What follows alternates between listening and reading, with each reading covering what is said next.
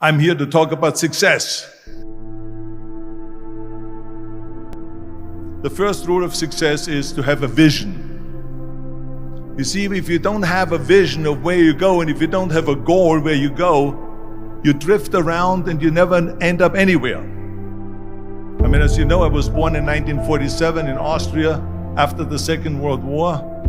So I was very fortunate that I stumbled on my vision. And I didn't really like Austria when I grew up. I couldn't wait to get out of there. I couldn't see myself becoming a farmer or a worker in a factory or anything like that.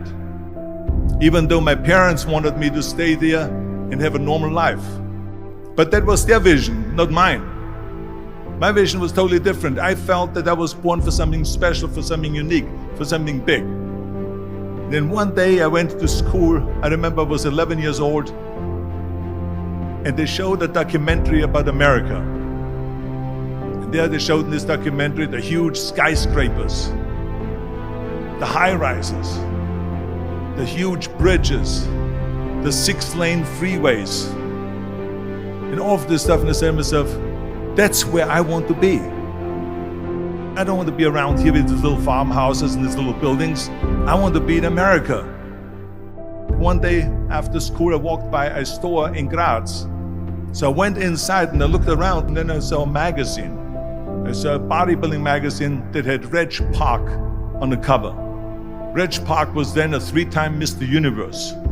And I saw him on the big screen as Hercules.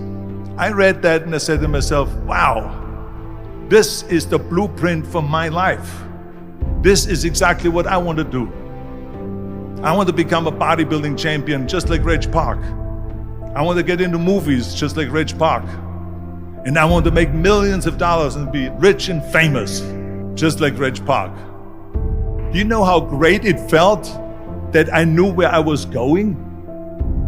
Imagine the majority of people don't know where they're going. I knew where I was going. That I'm going to become this bodybuilding champion just like him. So it was just a question of how do you do it? I was so relieved because when you have a goal, when you have a vision, everything becomes easy. So people always ask me, when they saw me in the gym in the pumping iron days, they say, why is it that you're working out so hard? 5 hours a day, 6 hours a day, and you have always a smile on your face. And I told people all the time, I said, because to me, I'm shooting for a goal. In front of me is the Mr. Universe title. So every rep that I do gets me closer to accomplishing that goal, to make this goal, this vision turn into reality. Every single set that I do, every repetition, every weight that I lift will get me a step closer to turn this goal into reality. So I couldn't wait to do another 500-pound squat. I couldn't wait to do another 500-pound bench press. I couldn't wait to do another 2,000 reps of sit-ups. I couldn't wait for the next exercise. At the age of 20, I went to London and I won the Mr. Universe contest as the youngest Mr. Universe ever. And it was because I had a goal. So let me tell you something, visualizing your goal and going after it makes it fun. You've got to have a purpose no matter what you do in life. You've got to have a purpose. 74% hate their job in America. Now, there is not much different when you come to Europe. The majority of people don't like what they're doing because they're really not doing it because they didn't have a goal and they followed this goal. They just aimlessly drift around, and then all of a sudden there's a job opening, so they get that job because you have to work. But then when you work, it's a chore. It's work. It's not fun. So if you think about only a quarter of the people really enjoy what they're doing in life. That is unbelievable if you think about it. So I felt so blessed that I knew what I was doing. It's like a medical student that studies and knows he wants to become a doctor. You know where to go. And the same thing is also in politics. I remember that in politics, I had a very clear vision that I will be the leader of California, That's as far as I could go because I was not born in America, so I could not run for president. So being the governor of the fifth largest state, the largest state, the fifth largest economy in the world, was for me really the ultimate title, the ultimate accomplishment in politics. So even though people came up to me and says, why don't you go and run for something smaller, you're never gonna make it. I ran for governor, and then 2 months later I became governor of the state of California. Again, because I had a very clear vision what I'm gonna do with California. So that's rule number one, have a vision. Rule number two is, don't listen to the naysayers. Don't listen to the naysayers.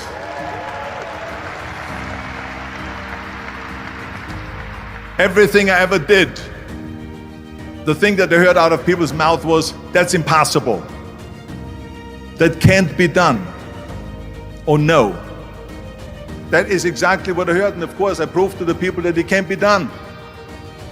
So whenever someone said to me, it can't be done, I heard it can be done. When they said no, I heard yes. And when they said it's impossible, I heard it is possible.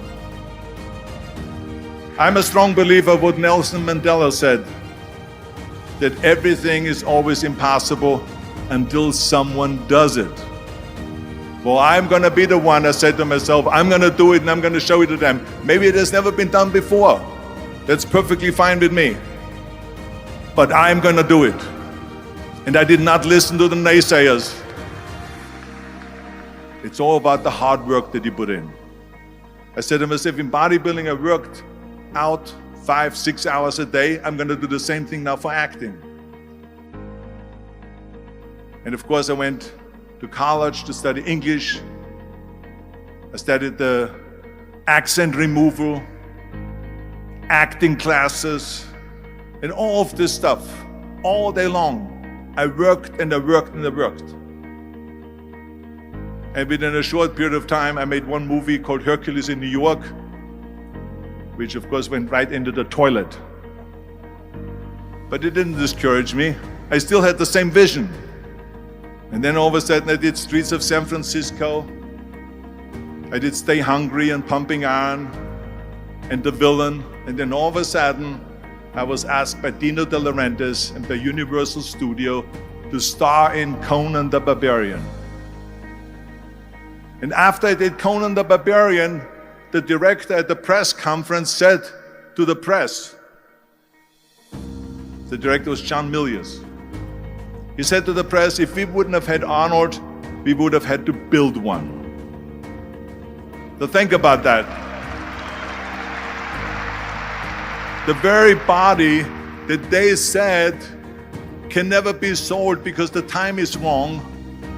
A few years later, I'm doing Conan the Barbarian, and it was the #1 hit at the box office when it came out in the summer of '82. Think about that. And the director says, if we wouldn't have had his body, we would have had to build one. So all of a sudden, my body became an asset, not a liability. And the same thing was with Terminator. After we were finished filming Terminator, Jim Cameron said to the press, if Arnold wouldn't have had that accent and talked like a machine, I think the movie wouldn't have worked. So think about that. The body and the accent that they attacked was an asset. But I didn't listen to those losers. I didn't listen to them at all. It's just the reality of it is that you cannot listen to the naysayers. So this is a very important lesson for all of you. So when someone says, no, this is a stupid idea, you in your mind, you don't have to say it, but in your mind just say to yourself, you're an asshole. What do you know?